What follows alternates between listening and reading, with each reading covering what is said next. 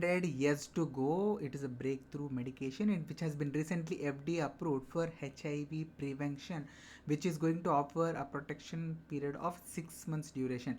And what is the mechanism of action? It is going to be a HIV-1 capsid inhibitor, and we can say this is a pre-exposure prophylaxis for the individuals who are at high risk to develop HIV infection.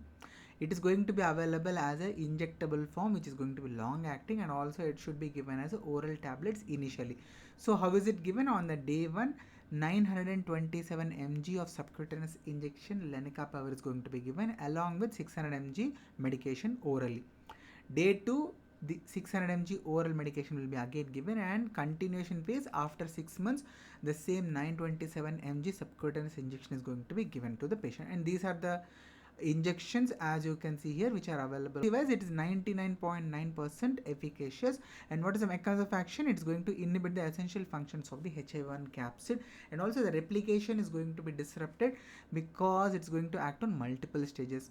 Okay, and the biannual dosing is going to simplify the adherence, and also it will improve the accessibility and privacy and discretion. Like I've already told you, they need not carry the tablets with them, so it's going to be very secret. Those individuals who are at high risk of developing HIV mostly have the peer pressure that why are you taking this medication, you can stop this, there is no need. So like this kind of discussions and all will not be there anymore, and it is suitable for at-risk individuals who are adolescents. But the only thing is they should have a weight which is above 35 kilograms. Precautions, HIV status confirmation. This is very important, very crucial.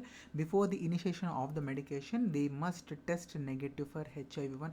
They should not have the infection already. They should be only high risk individuals. Risk of developing resistance exists if begun in undiagnosed infections. Testing for HIV is very crucial before initiation of this medication. Of course, regular check-ins ensure protection and also prevent any misuse. So what can be the common side effects? Injection site reactions could be there, and also skin necrosis may occur. That is going to be taken care of by close monitoring after giving the injections. So what is the importance in the overall health of all the individuals globally? So we can make sure that World Health Organization ties up with various other organizations, and it's going to make this available to each and everyone, so that we are going to see a world with zero HIV infections. I hope this video was helpful. If so, please do hit that like button, also do subscribe, and